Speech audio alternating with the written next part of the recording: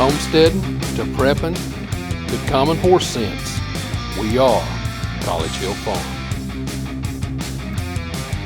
Welcome back to College Hill Farm. Well, it's time to plant sweet corn. Now, when it comes to sweet corn, I plant the very super sweet varieties. I plant one called Kandy corn. I left it in the tractor bucket. Go get it. Okay, this is Kandy corn. Show you what it looks like. Show you what a kernel looks like. I have to buy this seed. It's not a seed that I save. That's what a kernel looks like. That's all it is. Now, I bought a pound.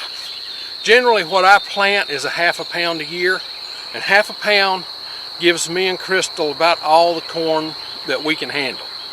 So that's what I'm going to do this year. I'm going to plant half a pound, but I'll put almost the whole pound in my planter. Now I'm going to use my Earthway planter. You've seen it. It's the first time I've pulled it out this year. I did a video about the Earthway planter a couple of years ago.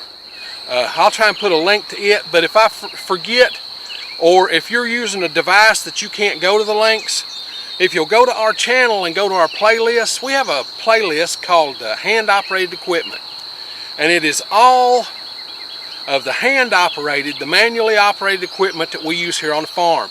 Everything from how to use a hoe to a Harbor Freight spot sprayer, okay? Everything in the world. It's hand-operated equipment. I have one for my tractor and the attachments shows you how to operate those. So give those playlists a look.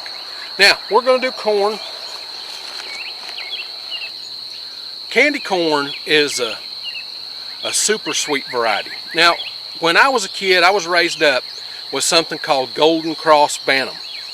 That's what we raised. We raised Golden Cross Bantam. And that was the #1 corn, and you could save seed from it. Well, now we have these super sweet varieties. Kandy corn is one, peaches and cream, ambrosia. There's a whole bunch of them. Now, Kandy corn is probably the cheapest of the bunch. I think ambrosia was $28 a pound this year. Kandy corn was $17 a pound. I think that's what I paid for it, $17 for that pound. But that pound will do me for 2 years, and I'll get probably, I don't know, 15 or 20 dozen ears of corn off of it. So I'll get 2 tractor buckets full of corn off of this corn that we're going to plant today. Now I'm going to plant my corn a little bit different. My grandmother always said that you plant your corn 4 rows, 30 inches apart, and never less than 4 rows, she said, because your corn won't make. It'll not pollinate right and won't germinate and create the kernels right, and you'll have skips in the kernels of your corn if you don't plant them close enough together. Well, I have found that to be fairly true, but this year I'm going to try something completely different. This year I'm going to plant and make it where I can go with the tractor. The whole idea about the channel is making things as easy as possible for you to continue gardening on into your 70s. Well, what I want to do is I want to be able to plow by the corn with my tractor. Well, I tried wide rows where you had 1 row of corn and a 5-foot wide row that you could plow by the tractor, and another row of corn and a 5-foot row. My corn didn't do any good at all. It was too far away so that the pollination, corn pollinates by the tassels dropping on the silks of the ears, and that's what makes the kernels. Well, my corn didn't pollinate hardly any at all. It was horrible. It was non-usable. You could eat a kernel here and there. Well, that didn't work. I'm all about trying stuff, so this year, I'm going to plant my corn. I'm going to make a wide row for the tractor. Then I'm going to plant corn, and then 12 inches over, I'm going to plant another row of corn. And then a wide row for the tractor again, and then a row of corn, 12 inches over and another row of corn, so that 2 rows of corn are right side by side. And I'll fertilize them. Now, this is my corn planting. This is my corn planting plate for my little earthway planter. It's got 1, 2, 3, 4, 5 spots. Now, the wheel on my planter turns 1 time for every time this turns. Like I said, I did a whole setup video showing you how to figure that out, but it was 36 inches. Well, this is 5 holes. So it'll put 5 pieces of corn in 36 inches, or in other words, about 5 inches apart. Now, when you plant corn that thick, you gotta fertilize it, and you can't plant beans in it.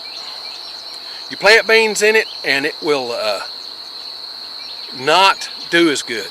The sisters method doesn't work as well. Now, I've done sisters all my life, but you need to plant your corn about 1 foot apart to do sisters. This year I'm not doing sisters. I'm doing bunch beans only. Got too many irons in the fire. I'm going to do my sweet corn as a separate, and I'm doing bunch beans only for my beans this year. I'm not doing my pole beans. I'll catch up with those next year when I've got all these other things already done. So let's get out here. I'll go ahead and put this plate in. You don't need me to show you do that. You can go watch the video about how to set up that earthway planter. But I'll put this plate in and we'll get started. Okay, got my planter set up. Got my seed in there. You only need to come to about the top of where the plate is with your seed. If you've got little bitty seed, you can put them farther down. But with these corn, that's where I like to keep them. Now let's talk about the garden a little bit. Don't want that corn to spill stuff like gold. Anyway, let's look at our garden here for a minute.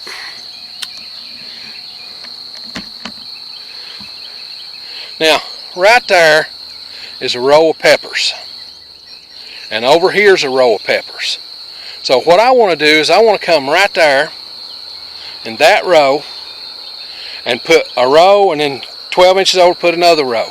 Then I want to skip over 1, 2, and come right over there and put 2 more 12-inch wide rows of corn.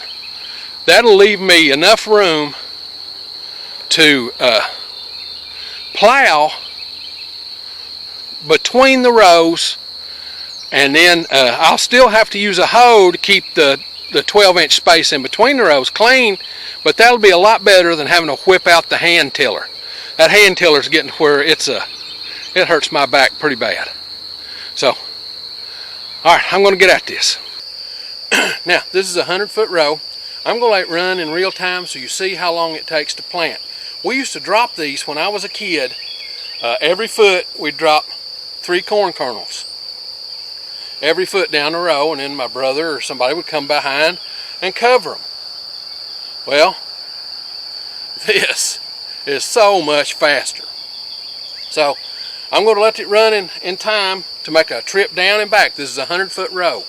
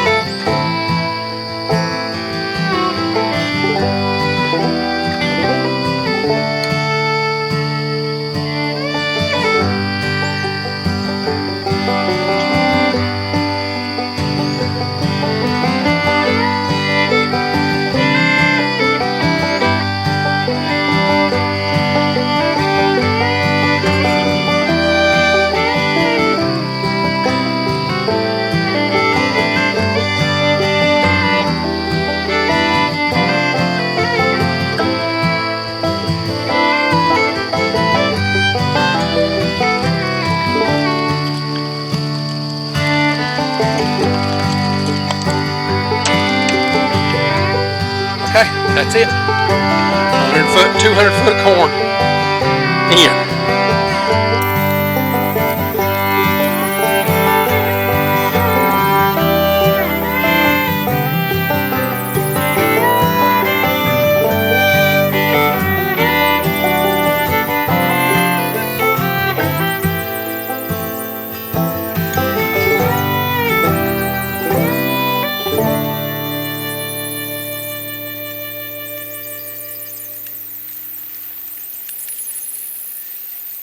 College Hill cardio. What's this strange sound pounding my ears? Ooh. Anyway, okay, 400 feet of corn in. Now what am I going to do? Well, before I start, that's how much corn's left. And there's some in the bag. Always plan it so that you have some corn left, because there might be some skips down through there when the corn comes up, and you can just go through by hand and plant the skips. Now, I'll let this come up, and then I'll go down through here and fertilize it all with my first hoeing. And then I'll keep the weeds out of it. But now we're having a raccoon problem again. If you follow the channel on our Facebook page, you should go to our Facebook page. We're on Facebook. We post little things other than what's on the channel. Come to our Facebook page and you'll see that we have groundhog problems and raccoon problems, and I've got to get those knocked out before this corn gets enough to be ears, or else the raccoons will eat it all. They don't share. They're greedy. They want it all. So I'll have to get them out of here. When I was a kid, raccoon was a fine meal. A raccoon's meat is grainy like beef. It makes a great beef stew.